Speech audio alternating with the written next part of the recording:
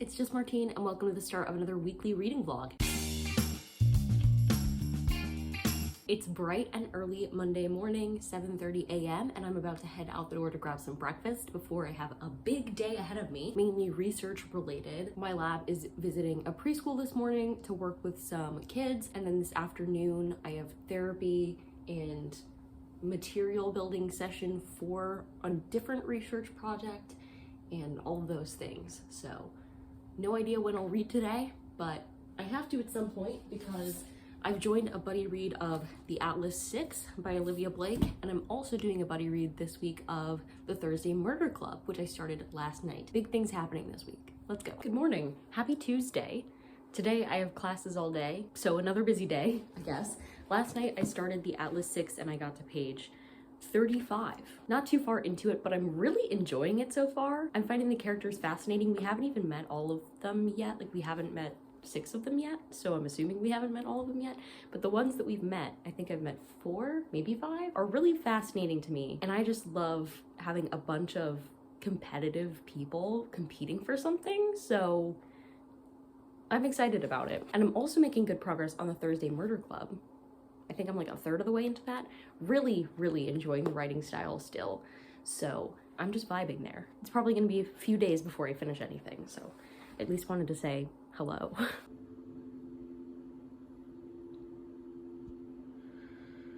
Happy Friday. It's Friday morning, 8:20 a.m.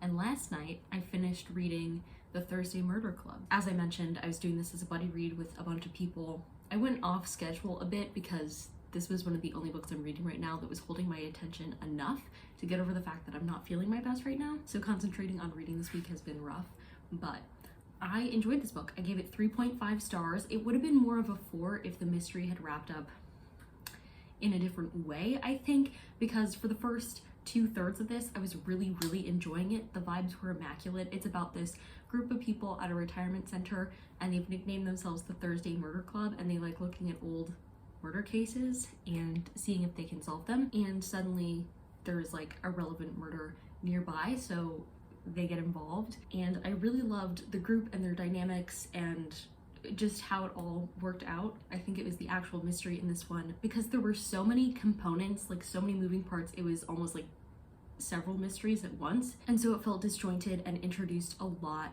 of characters and options. So for the last third I was just kind of like meh. But overall I had a really fun time, and because I liked the premise so much, just not the individual mystery, I'm feeling really hopeful for the rest of the series, which also follows the Thursday Murder Club but with different mysteries. So I'm like, yes, sign me up for that. Other than that, even though I have final papers to be working on, I've been trying to do a minimal amount of work per day since I haven't been feeling good. So my goal for this morning is to do my stats homework and then check in on my energy levels after that. It doesn't feel like a Friday, to be honest, because I didn't do anything yesterday afternoon, which is usually how my Friday afternoons end up. So I don't know where I am in space and time, but that's okay. Let's get to it.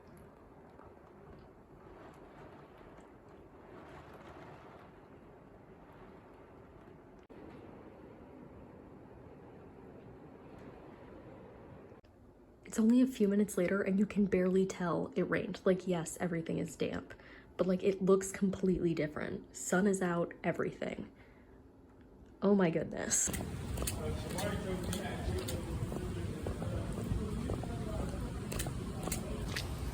When it rains hard enough for half an hour.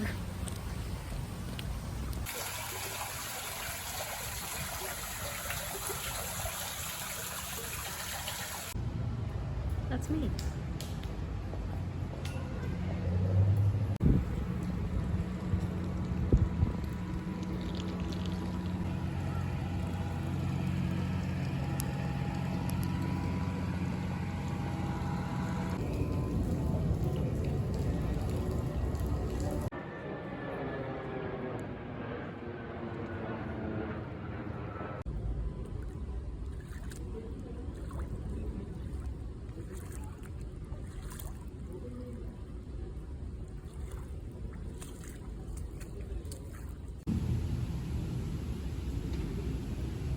Friday night, and today when I went to the Dollar Tree, I was finishing the audiobook for Friends, Lovers, and the Big Terrible Thing by Matthew Perry, and I'm giving it 4.5 stars.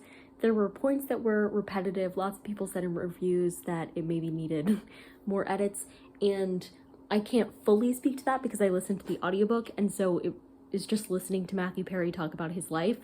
So in some sense, that kind of takes away the need for direct structure to me. It wasn't perfect by any means, but I really thought it was well done. I thought it was interesting because I was reading reviews after, and several people said that Matthew Perry was too honest in this book and that they didn't like it for that reason. And I found that to be interesting because as a society, we always talk about wanting to truly understand celebrities and famous people, and then when they give us insight into their humanity, we're like, no, it's too much. And I just find it interesting that there's such a difference maybe in that reaction to this story and like Jeanette McCurdy's book, even though they both deal with really tough mental health things. This one in particular deals a lot with substance abuse disorder, and I appreciated how vulnerable Matthew Perry was about all of that. I will say one thing, this is not actually the thing keeping it from a 5 stars, but I did think about it quite a bit. Unless I stopped paying attention at just the right moment, he did not discuss 17 again. To be fair, he has a very small part in that movie, but that's one of my favorite movies of all time. So I was kind of hoping he would at least mention it. But no. But I did get to hear lots of interesting things about Friends, which is a show that I love, and Chandler is my favorite character on Friends. So that was interesting to hear about. I had a thought.